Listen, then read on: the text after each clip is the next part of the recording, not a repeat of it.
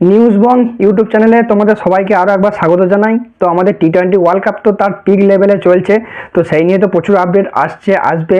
আগামী কাল বাদ দিয়ে পরশু দিন পাকিস্তানের বিরুদ্ধে ম্যাচ আছে, সেই আপডেটও আসবে। তবে আমরা আইপিএল কী করে ভুলি। তো আইপিএল আর বিশ্বকাপ শেষ হলেই আমাদের রয়েছে সবথেকে পছন্দের একটা ক্রিকেট লিগ আইপিএল। তো আইপিএল নিয়ে আজকে ভিডিওতে আমার কাছে প্রচুর কিছু আপডেট আছে, সেটা কেকেআর বলো, রাজস্থান বলো, বেঙ্গালুরু বলো, বেঙ্গালুরুর জন্য ভেরি গুড নিউজ আছে। তো তাছাড়াও পাকিস্তান বলছি, পাঞ্জাব, দিল্লি সব কিছু নিয়ে প্রচুর কিছু আপডেট আছে।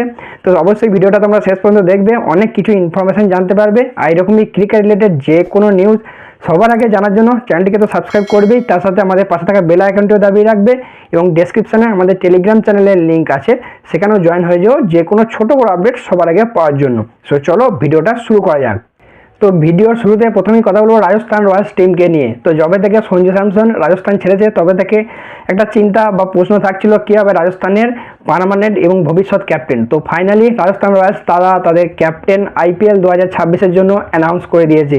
এবং সেই ক্যাপ্টেনটি আর কেউ নয়, সেটা হলো রিয়ান পরাগ, যে গত বছর সঞ্জু স্যামসনের অনুপস্থিতিতে বেশ কয়েকটা ম্যাচে ক্যাপ্টেন্সি করেছে। তো রিয়ান পরাগই রাজস্থান রয়্যালসের লেগেসিটাকে এগিয়ে নিয়ে যেতে চলেছে এবং হতে চলেছে রাজস্থানের ফুল টাইম পার্মানেন্ট ক্যাপ্টেন। এবং রাজস্থানের 7 নম্বর ক্যাপ্টেন হলো কিন্তু রিয়ান পরাগ। আশা করছিলাম মেবি জয়সওয়াল হতে পারে বা জয়সওয়ালের দিকে যেতে পারে, তো হলে ব্যাপারটা খারাপ হতো না, খুবই খুশি হতাম।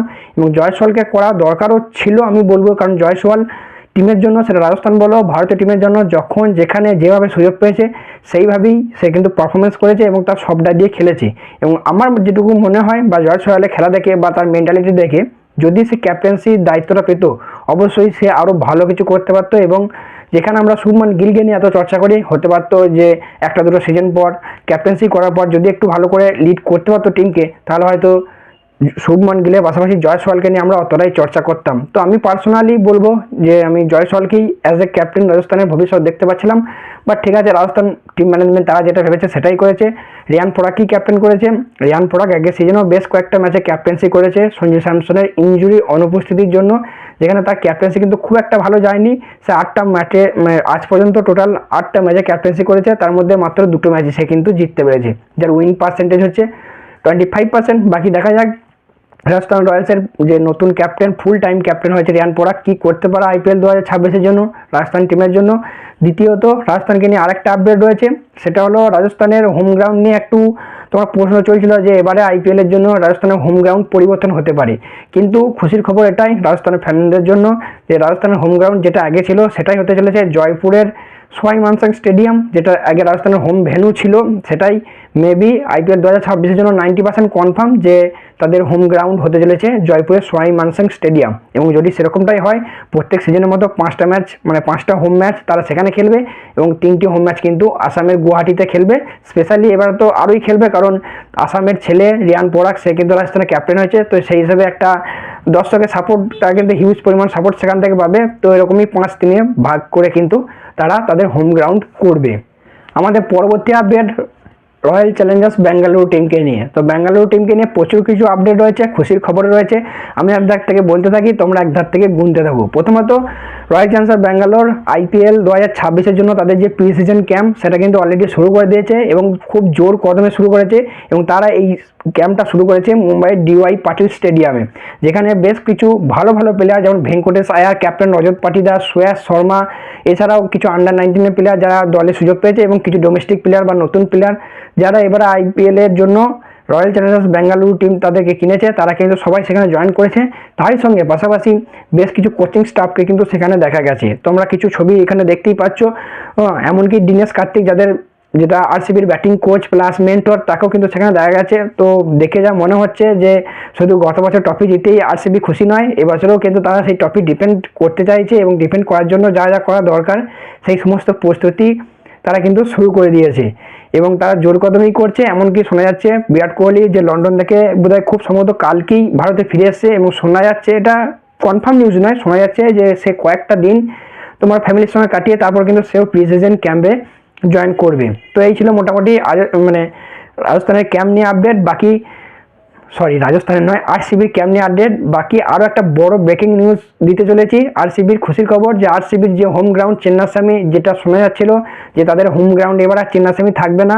গত বছর ওই যে ঝামেলাটা হলো বা ওরকম একটা মর্মান্তিক দুর্ঘটনা ঘটলো, তারপর থেকে কিন্তু খুশির খবর এটাই যে খুব সম্ভবত 99% চান্স যে আরসিবির যে হোম গ্রাউন্ড সেটা কিন্তু চেন্নাস্বামী থাকতে চলেছে। তো এই নিয়ে প্রথমে শোনা যাচ্ছিল যে আরসিবিকে অন্য হোম গ্রাউন্ড দেখতে হবে, তার জন্য তারা বেশ কয়েকটা মাঠের সাথে কন্ট্যাক্ট করছিল। এমনকি প্রথমে শোনা যাচ্ছিল ডিওয়াই পাটিলকে তারা বেছে নিয়েছে, ডিওয়াই পাটিল স্টেডিয়াম মুম্বাইকে। কিন্তু সেখানে যেহেতু মুম্বাইয়ের পাশে হচ্ছে ওয়াংখেড়ে এবং ওয়াংখেড়ে মুম্বাই ইন্ডিয়ান্সের হোম গ্রাউন্ড, সেই জন্য মুম্বাই ইন্ডিয়ান্স নাকি একটাও শোনা যাচ্ছিল যে তারা মতবিরোধ দিয়েছে বা তারা তোমার বিরোধ জানিয়েছে যে এটা হবে না, যেহেতু আমাদের হোম গ্রাউন্ড এটাই মুম্বাই, তোমরা অন্য কোনো গ্রাউন্ড দেখে নাও। তো এরকম নিয়ে গ্রাউন্ড খোঁজাখুঁজি চলছিল, কিন্তু ফাইনালি অন্যদিকে তলায় চেন্নাস্বামী মাঠে কিন্তু ইন্সপেকশন চলছিল সরকার তরফ থেকে, গভর্নমেন্টের তরফ থেকে, যে গত বছর যে সমস্যাটা হয়েছিল সেই সমস্যাটা যেন না থাকে। স্টেডিয়ামের তরফ থেকে জানানো হয়েছিল যে আমরা সমস্ত কিছু ক্লিয়ার করে ফেলেছি এবং ম্যানেজমেন্ট করে ফেলেছি। তো তলায় ইন্সপেকশন চলছিল, সেখানকার ম্যানেজমেন্ট কেমন চেঞ্জ হয়েছে না হয়েছে, তাছাড়া ওই যে তোমার লোকজন ঢোকা বেরোনো, এন্ট্রান্স এক্সিট, সেই ব্যাপারটা সব কিছু ভালোভাবে অ্যারেঞ্জ করে তারা সরকারকে জানিয়েছিল। এবং কর্ণাটক সরকার এতদিন ধরে ইন্সপেকশন চালাচ্ছিল তলায় এবং ফাইনালি কর্ণাটক সরকারের তরফ থেকে কিন্তু খুশি খবর এসেছে এবং আপডেট এসেছে যে তারা ইন্সপেকশন করে খুশি এবং তারা পারমিশন দিচ্ছে আরসিবিকে তাদের হোম গ্রাউন্ড চেন্নাস্বামী করার। তবে এখানে একটা কন্ডিশন রেখেছে যে দর্শক ক্যাপাসিটি সেটা 30,000 থেকে ম্যাক্সিমাম 35,000 হবে, তার উপরে যেন না যায়।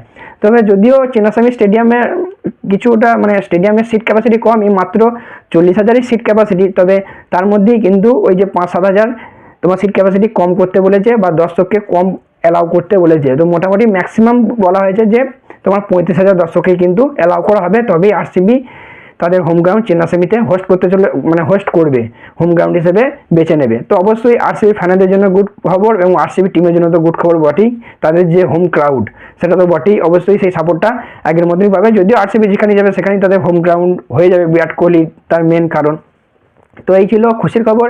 বাকি যদি চেন্নাস্বামী আরসিবির হোম গ্রাউন্ড হয় সেক্ষেত্রে কিন্তু আইপিএলের ওপেনিং সেরিমনি আইপিএলের রুলস অনুযায়ী যে যারা গত বছর জেতে বা রানার্স আপ হয় তাদের মধ্যেই হয় এবং প্রথম ম্যাচটা সেখানেই হয়। তো সেই অনুযায়ী হিসাব মতো যদি চেন্নাস্বামী আরসিবির হোম গ্রাউন্ড হয় সেক্ষেত্রে কিন্তু আরসিবির আইপিএল 2026-এর যে প্রথম ম্যাচ বা ওপেনিং সেরিমনি সেটাও কিন্তু আরসিবির মাঠে বা চেন্নাস্বামী মাঠে কিন্তু হবে। আমাদের পরবর্তী আপডেট আমাদের ঘরের টিম কলকাতা নাইট রাইডার্সকে নিয়ে। তো কলকাতার তরফ থেকে একটা খারাপ খবর রয়েছে, কারণ আমরা জানি যে বিশ্বকাপ এই যে ওয়ার্ল্ড কাপ 2026-এর শুরুর আগে যে প্র্যাকটিস ম্যাচ ছিল সাউথ আফ্রিকার বিরুদ্ধে, সেখানকার কলকাতার একজন গুরুত্বপূর্ণ প্লেয়ার হার্ষিত রানা সে কিন্তু চোট পায় এবং আইপিএল নয় তোমার বিশ্বকাপ থেকে ছিটকে যায় এবং তারপর তার সার্জারি হয় এবং সার্জারি সাকসেসফুলি হয়েও গেছে, সেটা আমি টেলিগ্রামে জানিয়ে দিয়েছিলাম। এবং শোনা যাচ্ছে তার যে রিকভারি সেটা কিন্তু রিকভারি প্রসেস শুরু হয়ে গেছে, কিন্তু রিকভারি করতে কিন্তু বেশ কিছুদিন টাইম লাগবে। তো এইটুকু বলতে পারো যে প্রথম থেকে কিন্তু সে হার্ষিত রানা কেকেআরের জন্য অ্যাভেলেবেল থাকবে না, মোটামুটি বেশ কয়েকটা ম্যাচ মোটামুটি ধরে নিতে পারো 7-8টা ম্যাচ মিস করতে পারে। এবং এটাও শোনা যাচ্ছে খারাপ খবর এটাই যে যদি সেইভাবে রিকভার না করতে পারে তাহলে কিন্তু আইপিএল 2026-এর জন্য এক প্রকার বলতে পারো পুরোপুরি সে কিন্তু কেকেআর থেকে ছিটকে যাবে বা আইপিএল 2026 থেকে ছিটকে যাবে। তো অবশ্যই এটা কেকেআরের জন্য আমি বলবো খুবই খারাপ খবর, কারণ কেকেআরের একটা মেন প্লেয়ার বলতে পারো এখন হার্ষিত রানা যেভাবে নিজেকে ইমপ্রুভ করেছে ব্যাটের দিক থেকে, বলিংয়ের দিক থেকে একটা অলরাউন্ডার পারফরমেন্স সে কিন্তু দিয়ে এসছে গত 1-1.5 বছর ধরে। তো অবশ্যই কেকেআরের জন্য কিন্তু বড় ঝটকা লাগতে চলেছে এবং সেই জায়গায় বাকি বোলারদের প্লাস হার্ষিত রানার যে একটা স্পিড বা পেস সেটাও কিন্তু কেকেআর মিস করবে। সেক্ষেত্রে বাকি বোলার উমরান মালিক বা আরও যে সমস্ত চেতন সাকারিয়া খুব সম্ভবত কেকেআর আছে তাদেরকে কিন্তু গুরু দায়িত্ব বা বড় দায়িত্ব পালন করতে হবে। অন্যদিকে পাশাপাশি কেকেআরও কিন্তু তাদের প্রি সিজন ক্যাম্প শুরু করেছে, বেশ কিছু প্লেয়ার যেমন উমরান মালিক থেকে শুরু করে আরও বেশ কিছু প্লেয়ার কিন্তু তাদের প্রি সিজন ক্যাম্পে জয়েন করেছে এবং প্র্যাকটিস করছে। আমাদের নেক্সট আপডেট দিল্লি ক্যাপিটালস টিমকে নিয়ে। তো দিল্লি ক্যাপিটালস টিমও তাদের কিন্তু প্রি সিজন ক্যাম্প শুরু করে দিয়েছে, যেখানে পৃথ্বী শ থেকে শুরু করে সমীর রিজভি থেকে শুরু করে তারা কিন্তু আরও বেশ কিছু প্লেয়ার বা ডোমেস্টিক প্লেয়ার সেখানে জয়েন করেছে। পাশাপাশি দিল্লি ক্যাপিটালস টিম তোমার ইয়ান বেল যে একজন ইংল্যান্ডের প্লেয়ার তাকে কিন্তু আইপিএল 2026-এর জন্য অ্যাসিস্ট্যান্ট কোচ হিসেবে নির্বাচন করেছে, যিনি এর আগে তার কিন্তু বেশ কিছু কোচিং অভিজ্ঞতা রয়েছে, ডোমেস্টিকে বলো বা ইন্টারন্যাশনালে বলো তিনি কিন্তু অলরেডি কোচ হিসেবে কাজ করেছেন এবং আইপিএল 2026-এর জন্য কিন্তু কেকেআরের অ্যাসিস্ট্যান্ট কোচ হিসেবে কাজ করবে ইংল্যান্ডের প্লেয়ার ইয়ান বেল। আর এবার কথা বলবো আজকে আমাদের ফাইনাল আপডেট নিয়ে, সেটা হচ্ছে পাঞ্জাব কিংস টিমকে নিয়ে। তো পাঞ্জাব কিংস টিম গতবারে যে একটুর জন্য ট্রফিটা হাতছাড়া হয়ে গেল, ফাইনালে হেরে গেল, তো সেটা যাতে এবার 2026-এ না হয় তার জন্য অলরেডি তার প্রস্তুতি তারাও কিন্তু শুরু করে দিয়েছে। মানে আমি বলতে চাইছি প্রি সিজন ক্যাম্প। তারা খুব সম্ভবত দুবাই নয়, আবুধাবিতে কোনো একটা গ্রাউন্ডে তাদের কিন্তু প্রি সিজন ক্যাম্প শুরু করেছে, এবং সেখানেও কিন্তু বেশ কিছু বড় প্লেয়ার সঙ্গে ডোমেস্টিক প্লেয়ার বা নতুন প্লেয়াররা তো জয়েন করেছি, যেমন চাহাল, সব থেকে বড় নাম চাহাল, এছাড়াও প্রিয়াংশ আরিয়া, প্রভ সিমরন সিং থেকে শুরু করে বেশ কিছু প্লেয়ার, মানে মোটামুটি তোমার ধরে নিতে পারো 8 থেকে 10টা প্লেয়ার, তারাও কিন্তু বা তারও বেশি কিন্তু তাদের প্রি সিজন ক্যাম্প শুরু করে দিয়েছে। এবং যাতে এবারে আর সেই একটুর জন্য ট্রফিটা অধরা না থেকে যায়, সেটা তার প্রস্তুতি কিন্তু জোর কদমে শুরু করে দিয়েছে। তো মোটামুটি এই ছিল আইপিএল থেকে বেশ কিছু বড় আপডেট। তো অনেকদিন ধরে আপডেট করা ছিল, ভাবছিলাম দেওয়া হচ্ছিল না, তো দিয়ে দেবো। বাকি বিশ্বকাপ নিয়ে যেরকম আপডেট আসছিল, ভিডিও আসছিল, তো সে তো আসবেই। তো অবশ্যই তার জন্য চ্যানেল সাবস্ক্রাইব করে নিও, সঙ্গে টেলিগ্রামেও যুক্ত হয়ে যেও। তো চলো দেখা হচ্ছে পরবর্তী ভিডিওতে।